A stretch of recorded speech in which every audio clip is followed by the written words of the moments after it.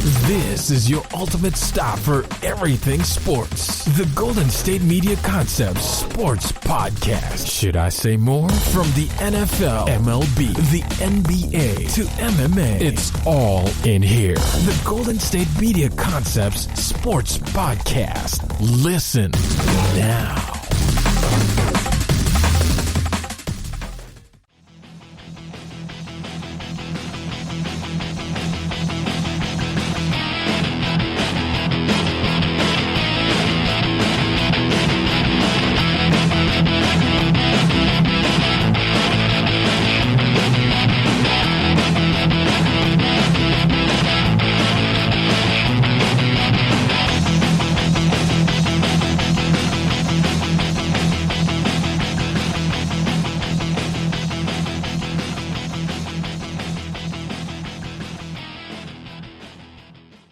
Hello, and welcome back to the GSMC Sports Podcast, brought to you by the GSMC Podcast Network. I am your host, Alex Masford. Thank you so much for tuning in to today's episode and to be continuing to listen to the show if you are a returning listener. We really do appreciate it. Before I start talking anything sports, I want to remind you all to subscribe to the podcast so you always get those alerts and notifications on your phone, on your laptop, on your watch, on whatever device you might be listening to this on. Again, you want to subscribe to the podcast on whatever application or website you are listening to this episode on. Again, you want to get those alerts and notifications so you always know when we drop a new episode of the GSMC Sports Podcast here at the GSMC Sports Podcast team. And you can be one of the first people to listen to a new episode when we release one.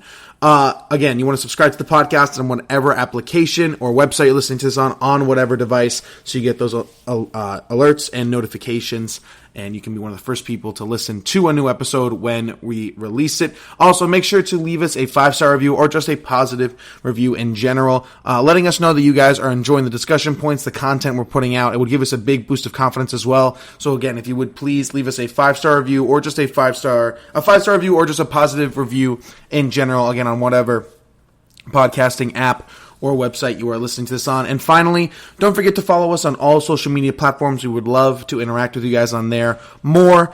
Twitter, Facebook, and Instagram is where you can find us primarily.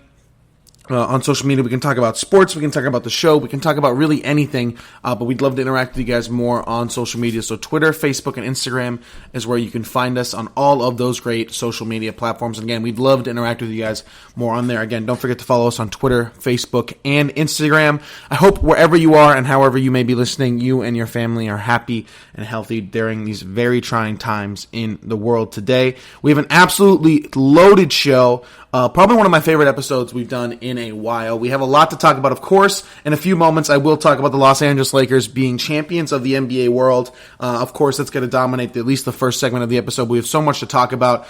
So not only will we be getting into the Lakers winning their 4th championship, I want to talk about where the Miami Heat go from here, because they were really the surprise story of the NBA this season, making it all the way to the NBA Finals. Will they return to the NBA Finals? A lot of people are making some comparisons to those James Harden, Kevin Durant, and Russell Westbrook teams that made it to the championship in sort of that first year of that crew but never got back.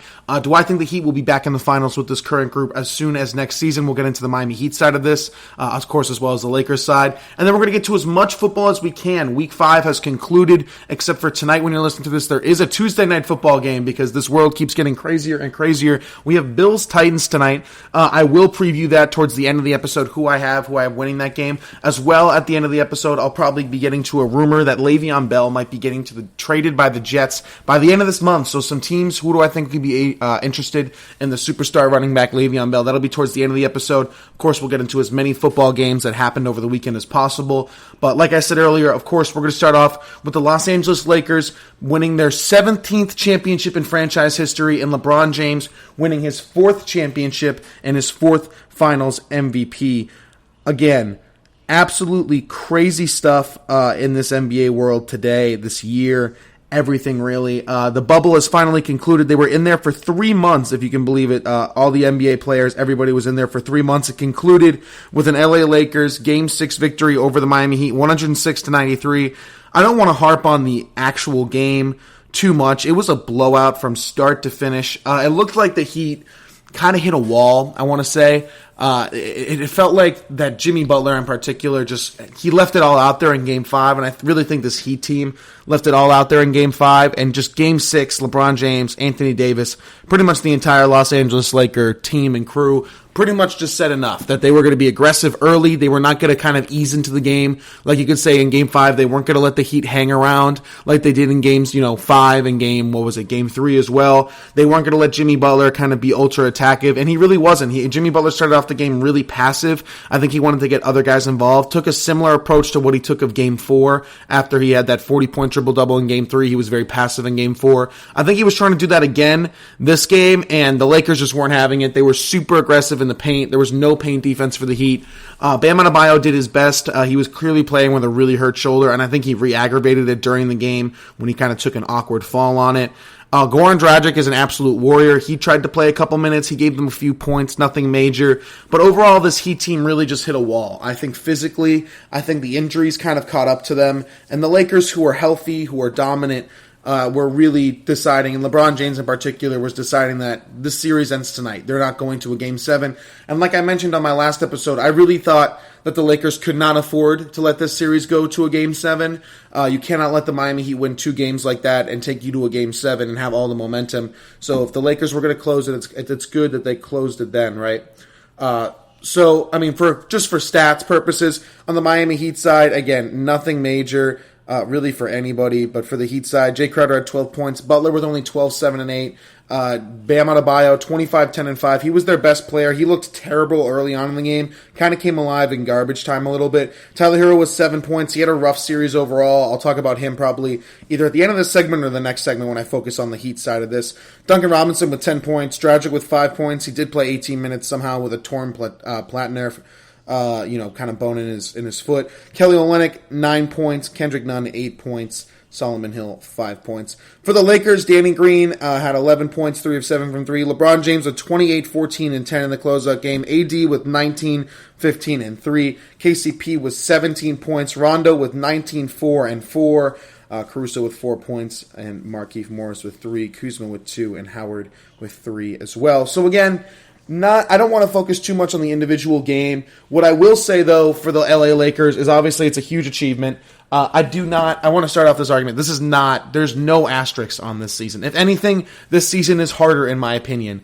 To take away the fan aspect of it, which I understand that not everybody agrees with, that was a huge deal, but just overall, the excitement, the energy, the different feel, the traveling back and forth, you have to remember, if you're, one of those teams where, especially in the finals, where if you're the Heat traveling to the West Coast to play the Lakers, and if you're the Lakers traveling to the East Coast every other day, every other 2 games at least, it's tiring. It has an effect. That's not the case with the bubble. You play in the bubble, and I think LeBron James, his energy was up because of that. He was not jet lagged. There wasn't the travel, tiring or anything like that. He was in the bubble every day, had a same routine every day, and his energy was up because of it. This is the best LeBron James has looked in the playoffs, I want to say, since 2016. I really do believe that. I think while maybe LeBron's stats were higher in those maybe last 2 Cleveland championship losses, I still think LeBron James looked better from start to finish in these playoffs and in these finals than he did then. I think it had to do with the rest. I think it had to do with the hiatus, getting his legs, everything like that. And I think for once in a long time, the basketball gods, if there are any, gave LeBron James the benefit of the doubt here, gave LeBron James the break. LeBron James has never had an easy path in the NBA. He's always had the toughest competition in the finals. I will say that, and I do mean that. While I will talk about the GOAT conversation either in this segment or in my next segment or in my next episode, at some point I will talk about my updated Michael Jordan. I'll talk about it in this segment, actually, I think. My updated Michael Jordan, LeBron James, kind of stamina or standings. LeBron James has played the hardest competition in the finals, in my opinion, over Jordan. To face the Golden State Warriors teams, to face those San Antonio teams, and this Miami Heat team is no slouch. This Miami Heat team is one of the scrappiest teams in NBA history. I think they played the newer version of the 04 Pistons. I just believe that, and that's a championship caliber team. The Miami Heat were a championship caliber team. I don't think everyone's saying, "Oh, the cakewalk" and all that. I do not think the Mickey Mouse ring. This championship was harder. Look, it took an emotional toll on players, guys. Many players coming out in this bubble talking about the mental health of not seeing their family for 3 months in this bubble, for doing the same thing over and over again for 3 months in the bubble, for going back to a hotel room, for eating differently than maybe they have their entire lives in this bubble. The social media distress that it caused for guys because they're on their phones all the time because, again, they're not with their family. They're not at their home. They're not doing this stuff, right? Not to mention all the pressure of just the COVID, the pandemic, the stress, getting tested every single day, sometimes even twice a day, right?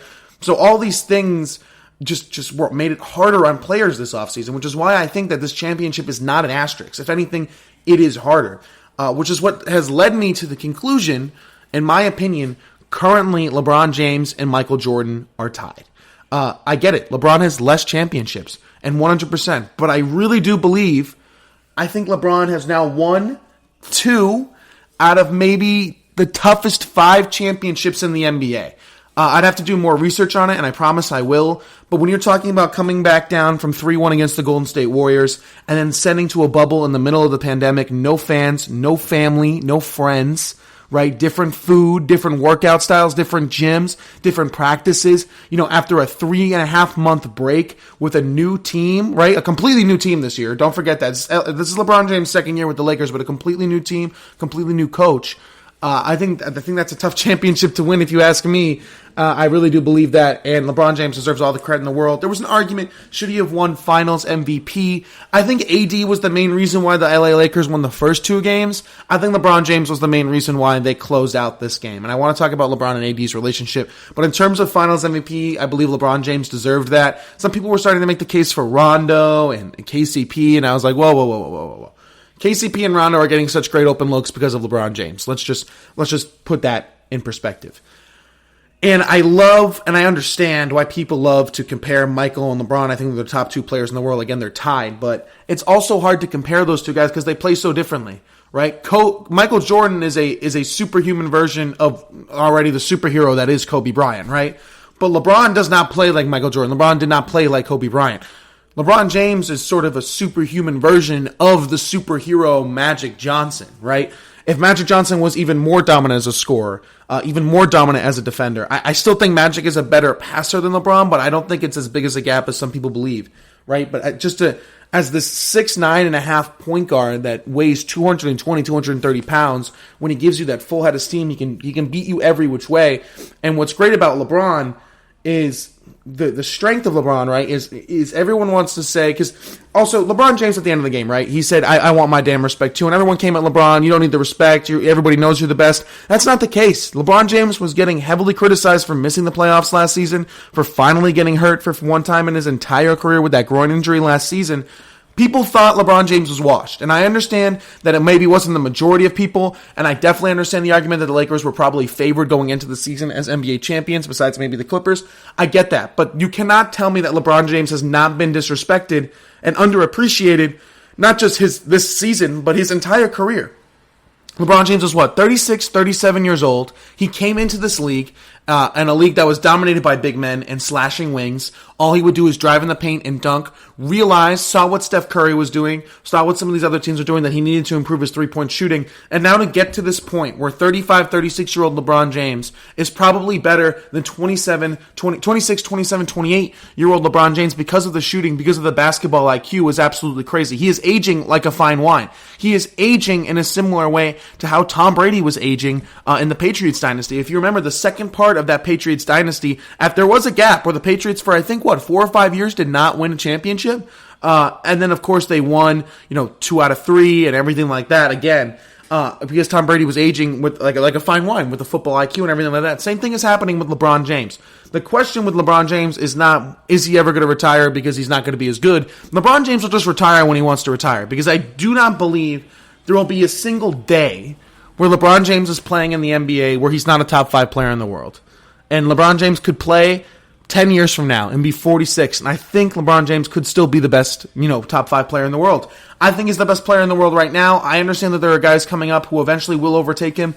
If Giannis can get a 3-point shot, he'll eventually overtake him. I think Luka Doncic is in that conversation as well. Kawhi Leonard, if he has a bounce-back year. Kevin Durant, if he's even, 90%, 80% of what he came back to last season. There's a lot of people who consider them neck and neck. AD obviously was incredible this entire season as well.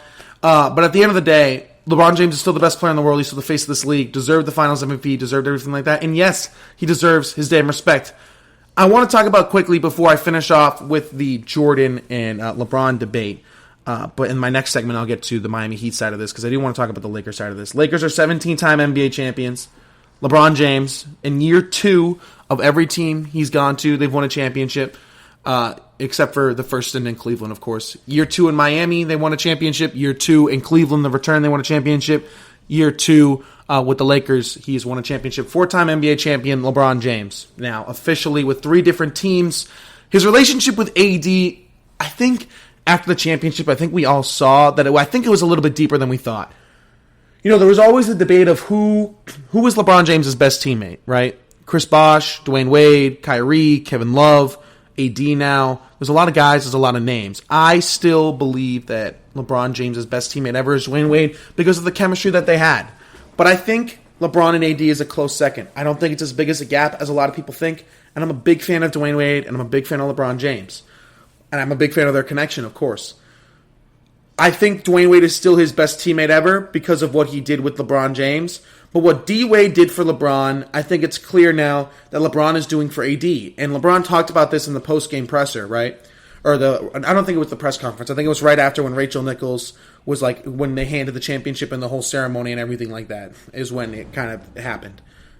But for LeBron, right? When LeBron came to Miami, he did not know how to win. He could not get over that hump. He was so good, so talented, on a poor team, with a poor organization, with a poor ownership, everything like that. He was doing everything in their power. He got them to a finals. He got them to deep playoff runs, and he just couldn't get over the hump. And he was sick of not getting over the hump. So he went to a place that could teach him how to get over the hump. And there was a player who in 2006 had already gotten over the hump and had known what it took to win a championship and had won a championship by then, coached by Pat Riley, who's a multiple-time championship coach, and then was being coached by Eric Spoelstra, who's now, we all know, I think, is a top 2 coach in the NBA, only behind Greg Popovich. I think he might even be better than Pop at this point, Eric Spoelstra, right? And he goes to Miami, and D-Wade is that big brother to him. D-Wade is 4 years older than him, even though they're the same draft class. 4 years older than him. Taught LeBron how to win. Taught LeBron how to reinvent his game. Because Dwayne Wade, if you remember when LeBron came there, D-Wade reinvented his game as more of a passer. He was pass first to LeBron James. D-Wade, his entire career had been this uber aggressive, get to the rim, dunk it, super athleticism, the Flash, Superman, everything. And then when LeBron got here, he took it. Okay, this is LeBron's team now. I'm pass first. I'm a facilitator more now. And when D-Wade has reinvented his game, he told LeBron, you need to reinvent your game. This is how you get over the hump. You improve. You don't just do the same thing every single year. You get bigger. You get faster. You get stronger. You become a plus shooter. You start hitting threes. You start hitting your mid-range. You get out of the paint. And then you do these crazy passes and everything like that. And LeBron, at the end of the Lakers championship game, mentioned that he needed to go somewhere to be pushed. Guys like Pat Riley, the organization, D-Wade. And he said what's making him the most happy is doing that for Anthony Davis. Is pushing Anthony Davis to be better. Having Anthony Davis reinvent his game. Having Anthony Davis, who is, just similar to LeBron, maybe not at the same level as LeBron, an incredible talent, an incredible young player playing for a bad organization with a bad coach and a bad roster and a bad ownership group, right? And it wasn't until they got DeMarcus Cousins when they really started making some noise. And then, of course, Boogie got hurt and hasn't been the same ever since. But LeBron said what he's proud of most is doing that for Anthony Davis. So I think the connection between AD and LeBron is a lot closer than people think. I genuinely think that AD considers LeBron a big brother to him, similar to how LeBron considered D-Wade a big brother to him. So what D-Wade did for LeBron, I think LeBron's doing for AD.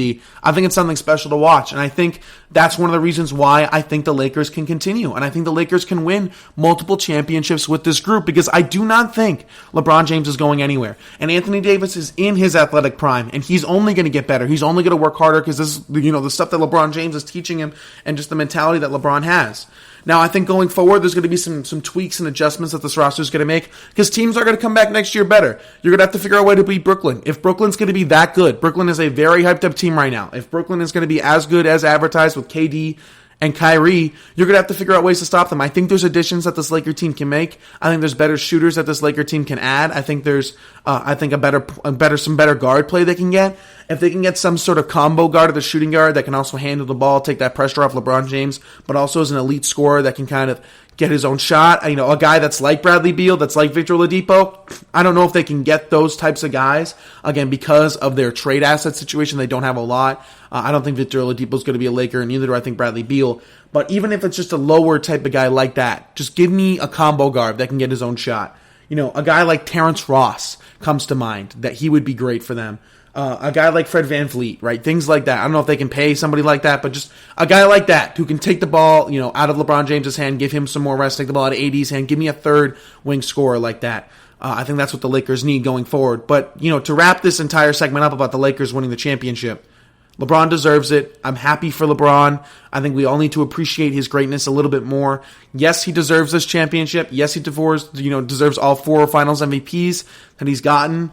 And yes, this was not an easy ring to get. This was not, the Mickey Mouse ring that everyone's calling it, or, LeBron James, Le Cakewalk, all that stuff. It's not. If anything, this is a harder, a harder ring to get. No friends. You have to be away from your family in a state that you don't live in anymore, right? In this bubble, eating, whatever food the NBA wants to give you, right? Doing the same thing over and over again in this one restricted area for 3.5 months. It was incredible to watch. If anything, this is one of the hardest championships ever won, if not the hardest championship ever won. And of course, LeBron James is the one to do it because all he does is overcome. And yes, he's a top 2 player in the world. And to finish it up, I think he's tied with Michael Jordan. Michael's got the 6 rings, 100%. LeBron James has 4 rings on 3 different teams, taken 3 different franchises. He's taken his hometown team. He's taken the Miami Heat. Now he's taken the great brand of the LA Lakers.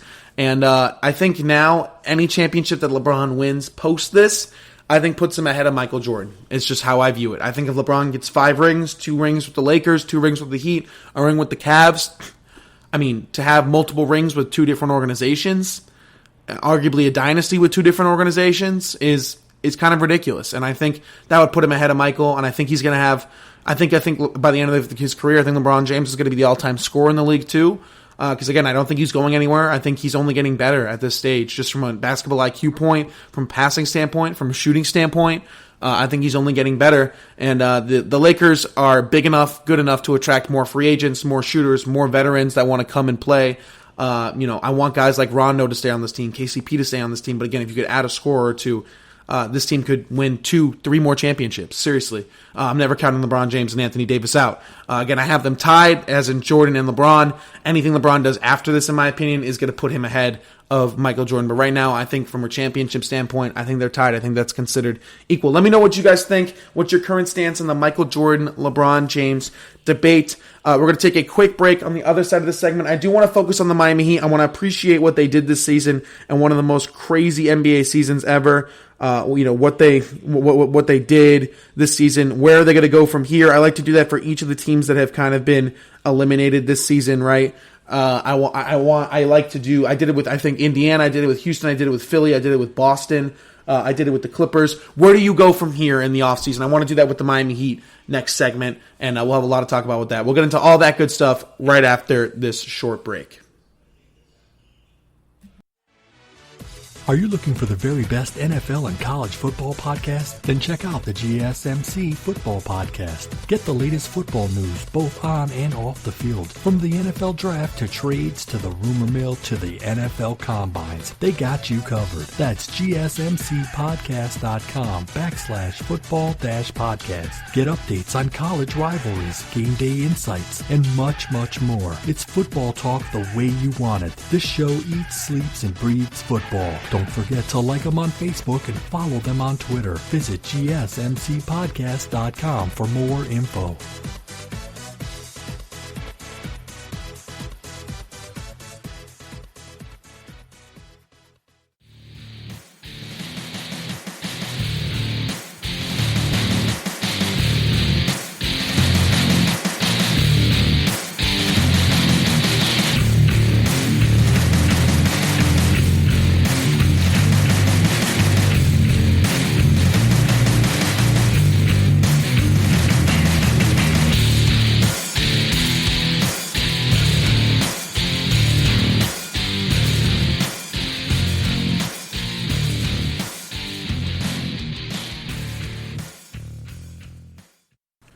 All right, and we are back here at the GSMC Sports Podcast, brought to you by the GSMC Podcast Network. Again, I am your host, Alex Masfer. Thank you so much for tuning into today's episode and to be continuing to listen to the show.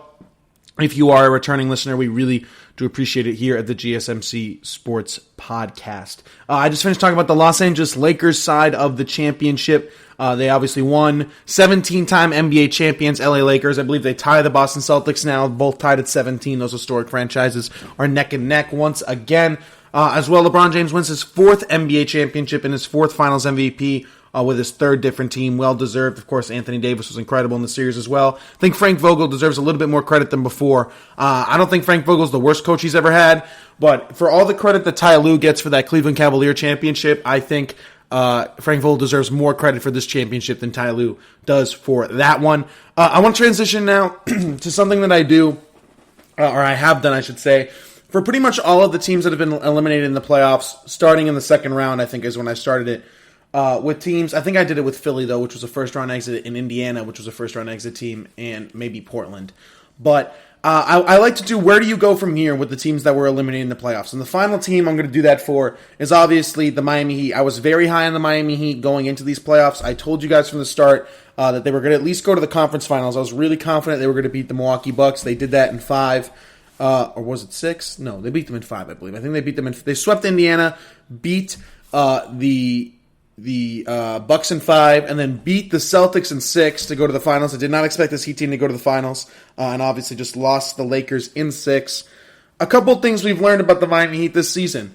Eric Spoelstra deserves a lot more credit for the championships he's won with Dwayne Wade and LeBron, and I think Eric Spoelstra, if you're an Eric Spoelstra hater, I think the worst you can say is Eric Spoelstra's a top 5 coach in the league. At worst, he's a top 5 coach in the league. I would argue that he's the best coach in the league. I understand some people with Greg Popovich. I just don't think Popovich has as much of a grip for the game ever since sort of that 3-point wave started shooting. Ever since Kawhi left, it just hasn't been the same. So I don't want to say Popovich has lost his touch or anything. His roster has not been at the level it's usually been. But I think what Eric Spoelstra has done this season has to be one of the best coaching jobs in the NBA. To start 2 undrafted guys a majority of the season in Kendrick Nunn and Duncan Robinson, and then to rely and coach up a 20-year-old rookie to be one of the best players in the playoffs, led the NBA in fourth quarter minutes this season, this playoffs. Tyler Hero did, at least for a large chunk of it. I haven't checked the updated, but going into the finals, he had led the NBA in fourth quarter minutes, led the Miami Heat in fourth quarter minutes. For this team to not even, at the beginning of the season, they were supposed to win, 43, 45 games to make it all the way to the finals, was on pace to win 50 games this year. Absolutely incredible stuff. So one thing we learned is that Eric Spoelstra is a phenomenal head coach. Another thing we learned is that Jimmy Butler is a top 10 player in the NBA. And Jimmy Butler can be the best player on a championship team. I really do believe that. I think Jimmy Butler, as soon as next season, can win a championship with this Miami Heat crew. Exactly how it is. We learned that Bam Adebayo is a top 5 big in the league. I think we can all agree on that, and is an up-and-coming young superstar in this league. And I think we learned the same thing about Tyler Hero, that he's going to be a future scoring, kind of dominant superstar, at least from a scoring aspect, 3-level scorer in the NBA. So we learned a lot about this Miami Heat team. And the final thing that I learned going into this segment as well, the Miami Heat, I think, are best positioned for the future more than any team in the NBA, including the LA Lakers, including the Clippers, including the Rockets, including the Celtics, all these teams. The real winners of the bubble, besides the LA Lakers, of course the LA Lakers are the number 1 winners of this bubble. Number 2 is the Miami Heat, and it's actually a close second, I'll tell you why. This entire bubble was a showcase to other superstars around the league. This is what the Miami Heat are about. Heat culture was a big winner in this bubble, showing everybody that it's more than sort of this campaign slogan, more than something they just put on t-shirts. It is real. You work hard, you get in the best, what does Pat Riley say? Best conditioned, hardest working team in the NBA. Something like that, right? Most hated team in the NBA, right? Heat culture, it was a victory for Heat culture. That's a real thing. That's something people will buy into and believe in. You also go into, this offseason with a resume of winners of the Eastern Conference, Jimmy Butler, who has completely changed his reputation in the NBA as somebody who everybody hated to. I think everybody now loves and respects, besides, those teams he left, besides Chicago. I think Chicago fans still have love for him. Besides Philly fans and really Timberwolves fans, right? I think everybody else is kind of loves Jimmy Butler at this standpoint. You go into, this offseason with a finals appearance, Eastern Conference champions, Jimmy Butler, 2 of the best shooters in the entire league, Seriously, Duncan Robinson's a top 3 shooter in the league, in my opinion, behind Steph, Clay, Duncan Robinson. That's how I view it. Tyler Hero, one of the best young stars coming up in the NBA. 20 years old, only going to be 21 in almost a year from now. He'll be 21, right? Bam Adebayo, who everybody seems to love, complete energy guy, hardest working player in the NBA, somebody can argue, or hardest working player on the court. It's like most effort player on the court. Jimmy Butler and Bam Adebayo, I think, are 1 and 2 in that. And Eric Spoelstra was a huge one in this bubble. Everybody knows now that Eric Spoelstra is one of the best coaches in the damn league. So, superstars are always going to want to go to Miami no matter what, even if the Heat were bad. People would want to play in Miami for the weather, for the no state income tax, for everything like that. But on top of all that, you have a finals appearance when you weren't supposed to, overachieving Jimmy Butler, Bam Adebayo, Tyler Hero, Duncan Robinson, right? Guy like Goran Dragic, who everybody loves and respects for trying to play in a torn, patella fiscus or whatever it was, right? So going into this offseason, I don't think anybody's positioned more than the Miami Heat.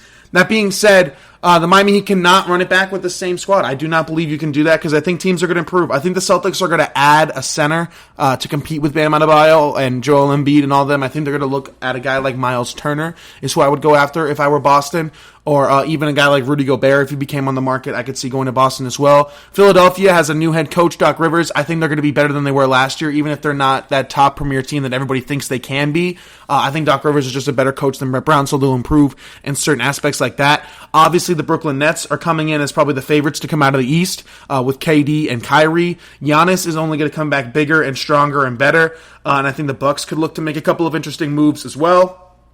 And there's, of course, the rumor that the Knicks are going to get Chris Paul and Melo and everybody, so who knows what the Knicks are going to do. I think Chicago's a team on the rise as well. So if you're the Miami Heat, I wouldn't run it back with the same roster. I would look to make an addition.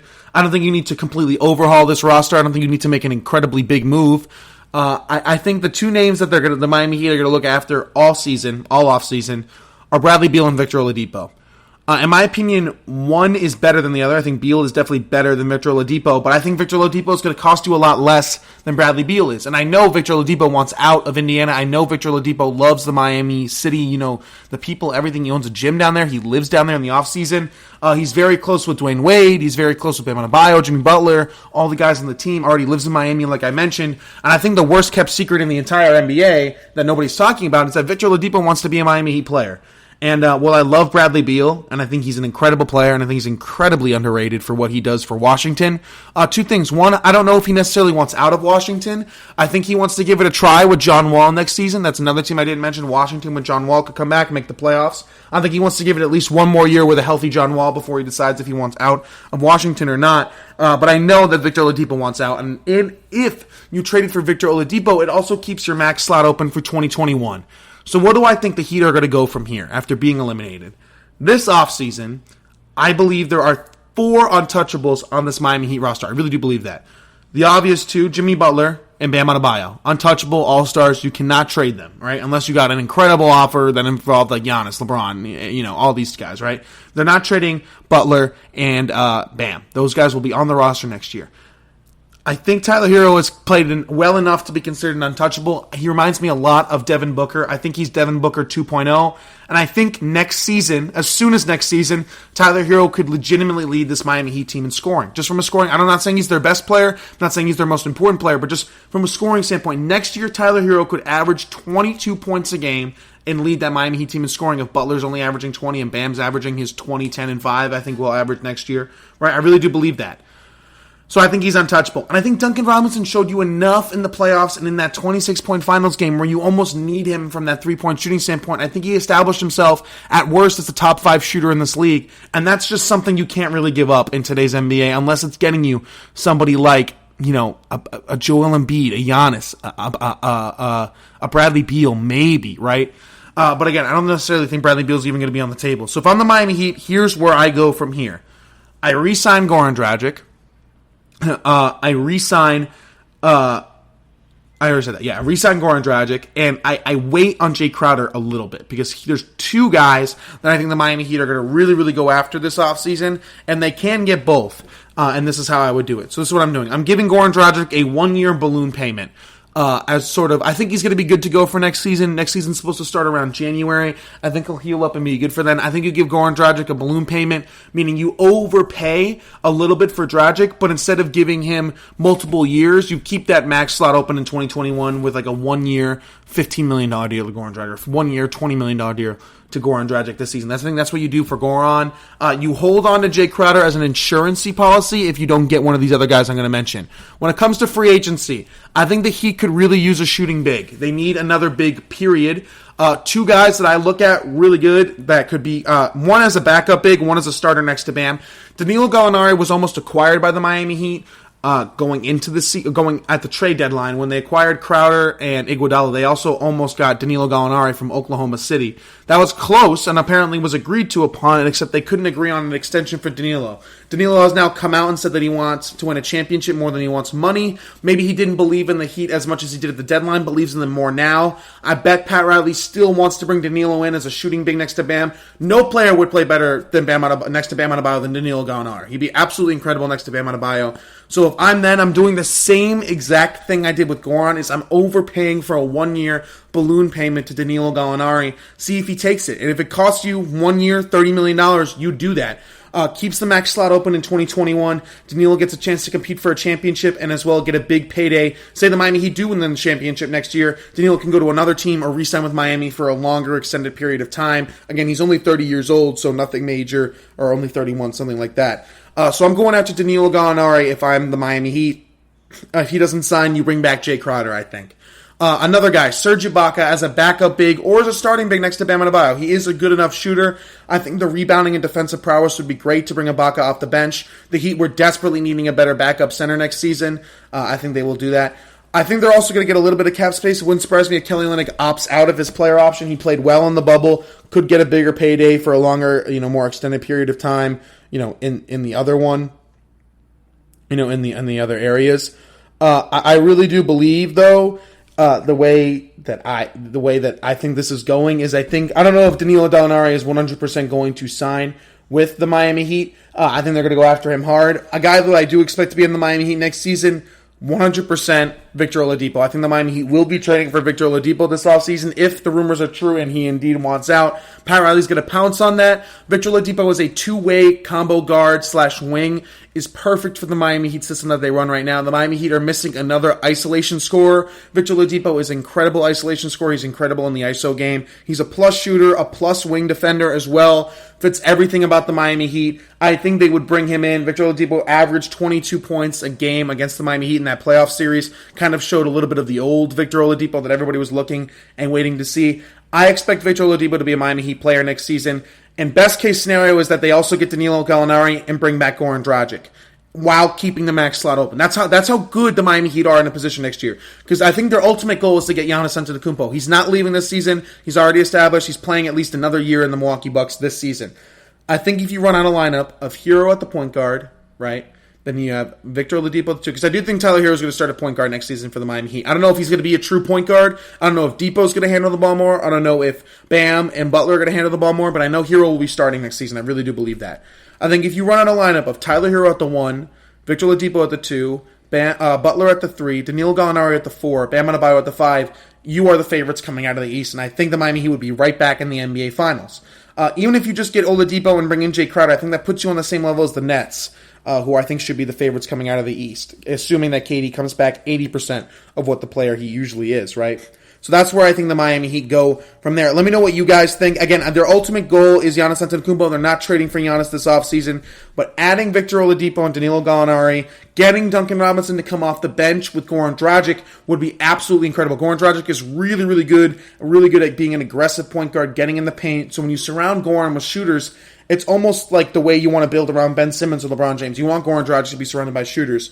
So if you have Kelly Olynyk coming off the bench and Iguodala and Duncan Robinson, a top 3 shooter in the world, coming off the bench now, that opens up a lot of things for your bench. Can have one of the best benches in the league again for Miami. That's the way I see the Miami Heat going this offseason. Let me know what you all think about the Miami Heat. Again, they overachieved. I think they're the second biggest winners in the bubble. I know it's obvious because they won the East and everything.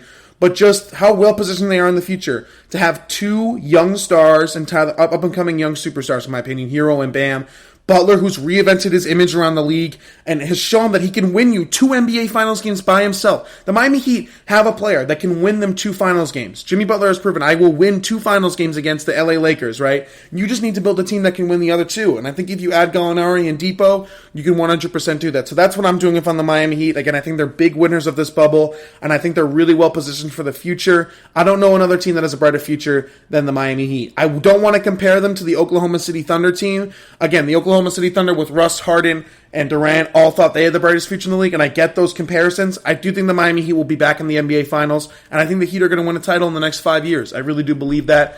And I think we could get a rematch of these finals again next year. If the Lakers make a couple moves to stay number 1, and the Heat add a Victor Oladipo or Danilo Gallinari or both, 100% we could see a rematch of these finals with 2 a little bit more of an improved Heat team and probably a little bit more of an improved Laker team as well. All right, that's going to do it for this segment. On the other side of the segment, I want to talk everything NFL. We'll go through as many NFL games that happen as possible, as many NFL storylines as possible. We'll do that for the next 2 segments, so there's going to kind of be the same thing in both of these segments. Don't forget, I'm also going to preview the Tuesday night matchup that we have tonight between the Bills and Titans, and where I think Le'Veon Bell could be traded to. That's going to be in the end of the show, but from now on, for the next at least 15, 20 minutes, over these next 2 segments, I want to get to as much NFL as possible. We'll get into all that good stuff right after this short break. Check out the show that's built on the MMA, from the UFC to extreme cage fighting. They got the fights covered. Check out the GSMC MMA podcast. Get the latest news on past or upcoming fights. Join us as we talk to and about some of the biggest names in the MMA, past, present, and future. When it's the fight game, there's just one show to check out. GSMCpodcast.com/MMA-podcast. Don't forget to like them on Facebook and follow them on Twitter. Visit GSMCpodcast.com for more info.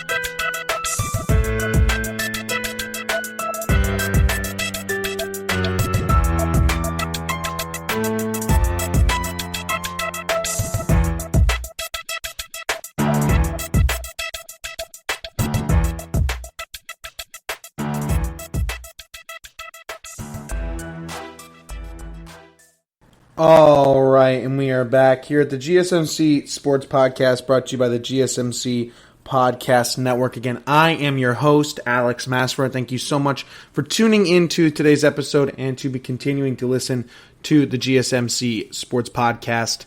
We really do appreciate it here at the GSMC Sports Podcast team. I just finished talking about where do the Miami Heat go from here after, being eliminated in the NBA Finals, losing in 6. I still think they're one of the best positions teamed in the NBA going forward, everything like that. Of course, I just finished talking about all that. I want to transition now to the NFL. There's a lot to talk about over Week 5. It has almost concluded. We do have one more game tonight on Tuesday between the Bills and the Titans. I will talk about that in my next segment. I want to recap a couple of the games and a couple of the teams that I was really interested in throughout. Of course, we're going to start off with the Dallas Cowboys, who beat the Giants 37-34 in a really close game. Of course, that's not the main story of the game. The main story of the game is the heartbreaking news of what happened to Dak Prescott. My prayers go out to him. If you haven't watched the video, I don't recommend watching it if you're squirmish or anything like that. Dak Prescott got his ankle rolled up on while he was being tackled by a linebacker, I believe. And his ankle pretty much snapped. If you remember the Gordon Hayward injury, I'm pretty sure he has that exact same injury. He's out for the rest of the season. He already had surgery on his ankle. So the Cowboys are without their quarterback going forward. My only hope for Dak Prescott is that the Cowboys end up paying him, if I'm being honest with you. I am not the biggest Dak Prescott supporter. I have criticized him over the years, just from a pure football standpoint. I think he's an amazing guy, an amazing leader. I've told you he's at all the intangibles. Love everything he does off the field. I've just been critical of his on-the-field play. Despite all that, I hope Jerry Jones and the Dallas Cowboys take care of him. I hope they don't abandon him after this season. Of course, his contract is technically up. I hope they find a way to make good of Dak Prescott, and I hope to see Dak Prescott as the Dallas Cowboys quarterback next season. hopefully with a long-term contract. That's my hope for Dak Prescott.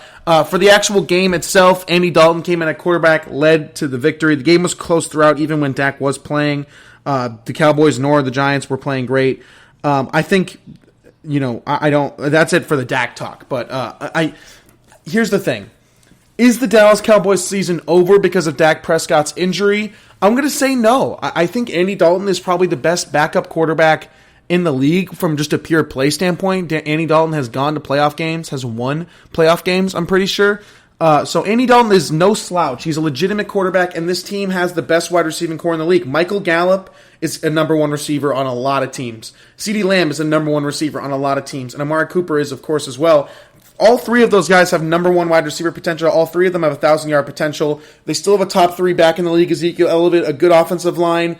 Is their season over? Absolutely not. And if they played in a better division, I said it would. But there is still a chance the Dallas Cowboys can win this division. Philly is not a good team. They lost yet again to Pittsburgh. I have zero faith in Philadelphia. They're 1-3-1, so they're second in the division now to the Dallas Cowboys. They're playing against also the Giants, who are 0-5, and the Washington football team, who currently doesn't really know who their starting quarterback is. It might be Alex Smith. They're 1-4, so the Dallas Cowboys have a legitimate shot at winning 7-8 games. Maybe even just 6 or 7, and you can win this division. That's how bad it is. It's one of the worst divisions in football history, and Andy Dalton can certainly do that for you. And Andy Dalton is definitely worse than Dak Prescott, but 100% Andy Dalton is capable of winning football games. He was good in Cincinnati. I think this is probably the best roster he's ever played with from an offensive standpoint. Zeke, those three receivers. I think Andy Dalton will put up good numbers, and I think the Cowboys have a legitimate shot at still winning this division. It's going to come down, and if Philadelphia doesn't get their act together, I think the Cowboys should be the favorite to win this division. And I think they could honestly just run away with it 7-8 wins if Philly only gets to 5, So I don't necessarily think the season is over for the Dallas Cowboys by any means. Really sad to see the Dak Prescott news. Really sad to see that play. But Andy Dalton is a capable quarterback. So if you're a Dallas Cowboys fan, still remain hope that they can win this division. They won't go anywhere in the playoffs, but the Dallas Cowboys could certainly still make the playoffs. Second storyline that I was really interested in. Cleveland is a legitimate threat in the AFC. They might not be the best team in the division. They might not be better than Baltimore. I understand that. I don't think they've played Baltimore yet. Have they? Let me see. I don't think they've played Baltimore yet. The thing is with Cleveland is they're a good team, right? They're 4-1 now. They have actually played Baltimore. They lost them in the first week of the season. But they're on a 4-game win streak. This is the best Cleveland team in the last 20 years, 100%. They're going to make the playoffs. I think they're above the Steelers. Baker Mayfield's playing good, man. Those 2 picks against Indy isn't great, but you have to remember Indianapolis maybe has the best defense in the entire league. I would argue Pittsburgh, maybe Baltimore has a better one, but Indy is definitely a top 3 defense in the league. Baker Mayfield still had 247 yards and 2 touchdowns. Kareem Hunt's a fantastic. They have the best running back room in the entire league with Hunt and Chubb when he's healthy. Jarvis Landry, 88 yards. Odell Beckham, 58 yards. Austin Hooper's really coming into his own, too. He's looking like the tight end they pay for. And if, Odell and Jarvis are going to keep this up the whole year, specifically Odell, the Browns are a legitimate threat to make the AFC Championship game. They just are. Kevin Stefanski is a really good head coach, right? I firmly believe that. I think he is one of the better head coaches in this league. He knows what to do. Baker Mayfield in a system that predominantly runs the ball, it's better for him when the pressure isn't on Baker Mayfield to make all of these crazy plays and throw 50 times a game, and you have to get over 300 yards and you have to throw 4+ touchdowns, right? When that pressure's off, Baker Mayfield is a better quarterback. Baker Mayfield is a type of quarterback that will get you consistently 230 yards and throw for a touchdown or 2, and you can win football games like that. You don't need Baker Mayfield to be this incredible Patrick Mahomes, Tom Brady, Aaron Rodgers type quarterback. You just don't need it. And the way that the Baker Mayfield and the Browns are playing football right now, they're 4-1, and I don't see them slowing down. This Baker Mayfield-led team, right, with Kevin Stefanski and everything, I think Kevin Stefanski deserves the most credit out of anybody for Cleveland's 4-1 start. They could win 10 games. Like I said, I think they're going to go 10-6. I think their schedule will get a little bit harder. I don't know if they can beat Baltimore. Really interested to see this weekend's game. It's my most interesting game, I think, between the Browns and the Steelers. I think that game is fascinating. That's what we're going to really be able to see if how legit Cleveland is, and I really do believe they are legit. I like Cleveland a lot this year. Great win for them over Indianapolis. A good Indianapolis team. I don't love Phillip Rivers, but it's a good Indy defense. Probably the best O-line in the entire league now on that team as well. Great running back Jonathan Taylor. Good receivers, right? And Cleveland hung in there and beat them pretty handily, 32-23. Big win for them. Another takeaway for me, the LA Rams are legit, man. 4-1. We're not talking about the Rams enough. We talk a lot about the Cardinals, talk a lot about the 49ers, which I'll get to too. But right now, the LA Rams are the second best team in this division to Seattle. It's just a fact. You got to look at it, man. How good Jared Goff has been this season, a huge bounce back year for him. 309 yards and 2 touchdowns. The running back by committee for the Browns clearly works better than what they were trying to do with Todd Gurley. And we talk a lot about the Cowboys receiving corps, but man, Robert Woods, Cooper Kupp, also Gerald Everett at the tight end position for them, Tyler Higbee as well. There's a lot of guys who can catch the football on this Rams team, and the Rams could make some noise in the NFC. They could be the second team in that league. They could finish with a higher record than the Cardinals, who beat the Jets. Cardinals remind me of a streaky team. For whatever reason, they lose to a couple bad teams like the Lions, and I don't want to consider the Panthers a bad team. I think they're a good team. But going forward, the Cardinals really need to step it up because the Rams might run away with second place in this division. Sticking in the NFC, NFC West. I mean, I say this every week when it comes to my biggest takeaways, right? Russell Wilson, man. Come on. Like Russell Wilson did not even play well until the last possession, and he still found a way to win. Obviously beat the Vikings 27-26 on Sunday Night Football. 5-0 are the Seahawks. I told you at the beginning of the year, the Seattle Seahawks are going to be my team. They are this year's surprise team. They're going to the Super Bowl. Russell Wilson's winning MVP. Russell Wilson, 217 yards, 3 touchdowns, and a pick. Didn't even play great. DK Metcalf, man, everybody clowns him. Oh, he can't run routes. He only runs straight, blah, blah, blah, this. Talked to 6 receptions, 93 yards, and 2 touchdowns, including the game winner, and also one of the best fourth down conversions I've seen in my life. An incredible catch to complete that, right? So DK Metcalf, absolutely incredible. Russell Wilson, absolutely incredible. 5-0 are the Seahawks. They will be going to the Super Bowl. I can almost guarantee that them or the Buccaneers, I think, will be going to the Super Bowl. And the final main takeaway out of all the games, there were a lot of great games. The Chiefs lost to the Raiders. That was a pretty big takeaway. I'm not going to harp on that too much. The Chiefs are fine. They're 4-1. I think the Raiders are better than people give them credit for, but the sky isn't falling for Kansas City or anything like that. So I'm sorry I'm not talking about that game a ton, but it's just it wasn't that big to me. It was a great game, don't get me wrong. Patrick Mahomes threw a lousy pick at the end of the game. He shouldn't have even thrown that ball. Sometimes Mahomes trusts his arm a little bit too much, and you can't blame him with the arm that he has, but he just made a couple boneheaded decisions at the end of the game. Chiefs are fine, nothing to worry about, but I shout out to the group, John Gruden, Mike Mayock, good Raiders team, beating a really good Kansas City team. For the Falcons-Panthers game, I'll touch on it quickly. The Panthers are a better team than people give them credit for. The best rookie head coach this season has been Matt Rule. Teddy Bridgewater was dealing 27-37, 313 yards, 2 touchdowns.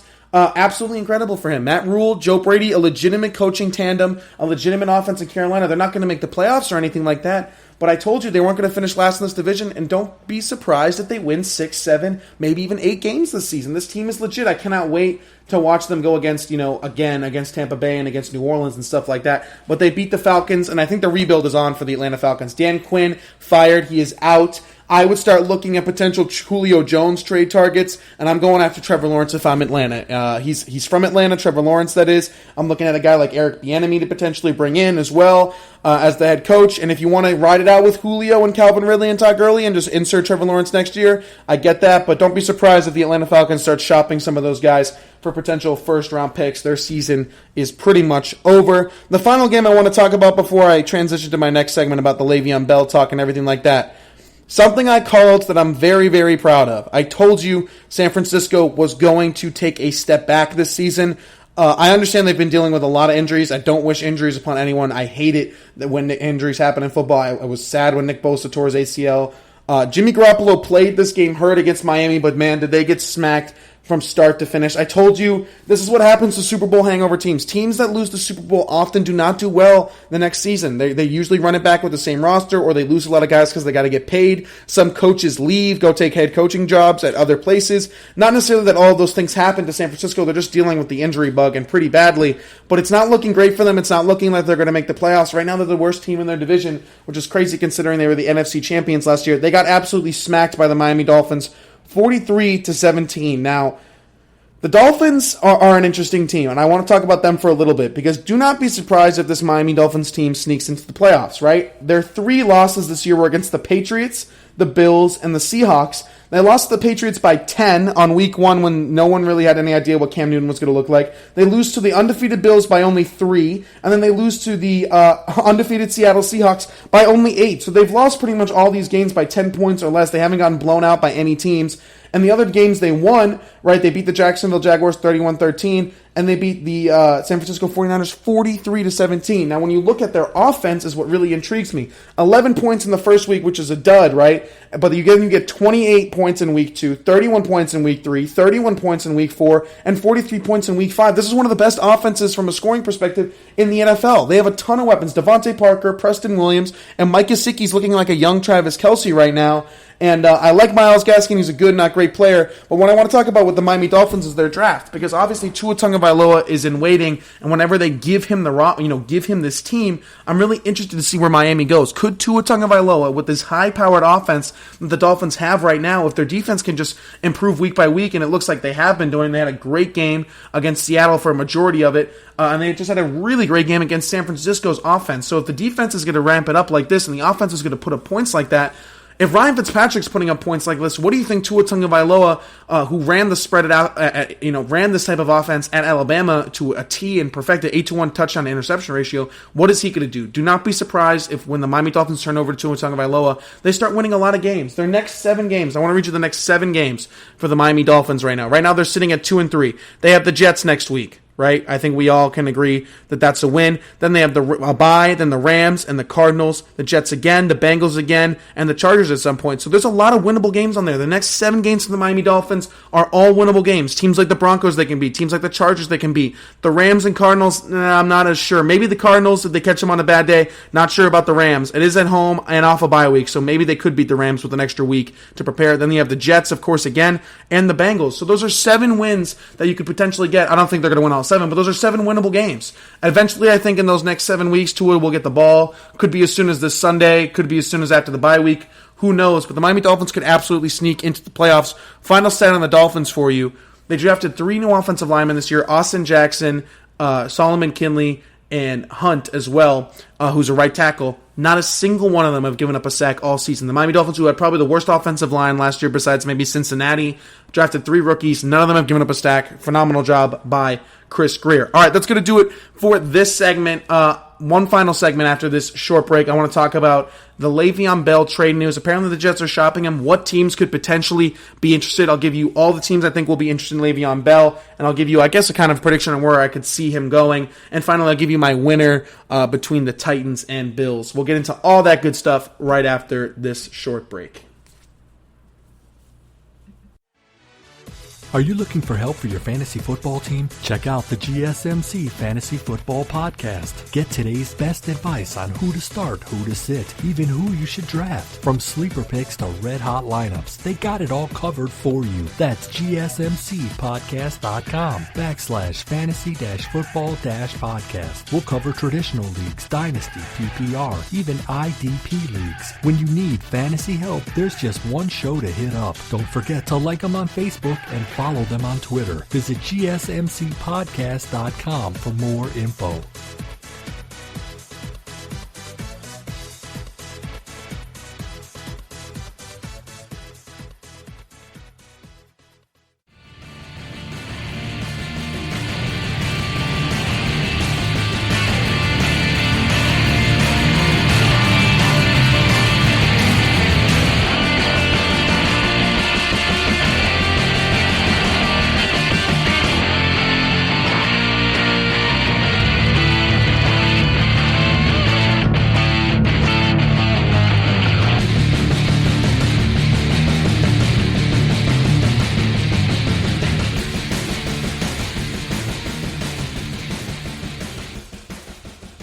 All right, and we are back here at the GSMC Sports Podcast, brought to you by the GSMC Podcast Network. Again, I am your host, Alex Masford. Thank you so much for tuning into today's episode and to be continuing to listen to the GSMC Sports Podcast. We really do appreciate it if you are a returning listener.